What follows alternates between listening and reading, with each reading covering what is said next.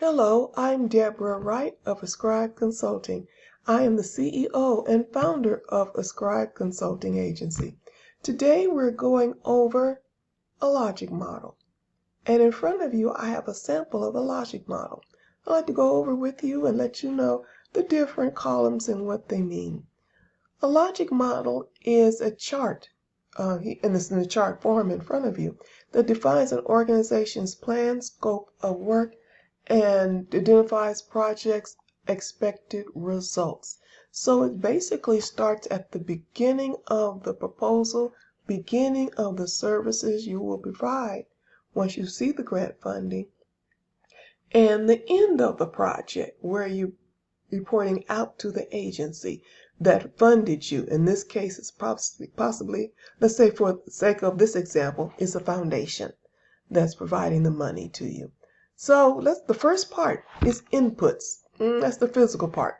It is the physical supports of staffing, paid staff, volunteers, any money involved from the own agency, the clients that you are serving, the community members that are partnering with you, consultants you may hire to guide you or in whatever area that the agency, the applicant agency requires, and any partnerships in the community that you may have that's assisting you in the completion of this project. So that is the first part of inputs. The second part is activities. And I should have mentioned earlier, this particular model is about a school where the student teachers are being taught by parents of children with disabilities. So the idea of this logic model is that the agency is funding the meeting between the parents with children with disabilities and the student teachers who are learning to be student teachers, but going towards the special education side of teaching. So this particular project has been a successful one, but it is actually a model of a logic model, but it is an existing program. And so this part right here, the second part is activities. They're designed to achieve the outcomes indicated in your grant proposal. So here I have pairing staff and student teachers with families. And this is the key part of the activities. The other areas support this meeting right here. So you're hiring consultants, you're arranging for transportation for student teachers to go to the parents' home or the parents coming to the agency for training. Transportation can be used how the agency chooses. There's surveys to the families to see where they are at the start. And also a survey with student teachers to see where they are at the start of this project. So you have a sense of starting and a sense of completion at the end of this project. The next part is outputs. There are measurable results of all listed activities. So we talked about hiring a consultant, and you may hire 3 consultants, 1, or you may hire more, depending on what your needs are and what the grant funder allows. My example here says recruit 10 volunteers, recruit 20 teachers, recruit 5 instructors, recruit 2 educational consultants. So there are 2 here in this grant. But this is where you put out exactly what your outputs are. And at the very bottom, there's an administrator evaluation. So the administrator is conducting evaluation of this program. So that's the part here that I want to bring up about the evaluation. This logic model goes through what's supposed to happen through the grant.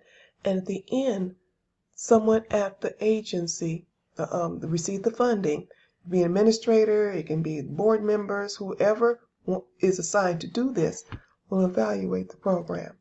So the last part is outcomes, identifying changes in attitude, behavior, and knowledge. So due to the size of this chart, I left off the beginning, but you can have a beginning where, as I mentioned, the surveys was happening, where the families were surveyed, the student teachers were surveyed. So that could be the beginning of your logic model, beginning of your data. Then you have the intermediate outcomes and your end outcomes. Your end outcomes should reflect the changes in attitudes, behavior, and knowledge. If not, then there's something not quite correct about your logic model. But in effect, the logic model is a short document, usually a one-pager, bulletproof form. In this case, I have little check marks beside each and every area that just tells the funder very quickly what's going on, what's happening in this proposal. So a logic model is a very important part of a proposal. It also tells the agency that's applying for a grant, what do we actually need? It answers that question. What is it we do not need?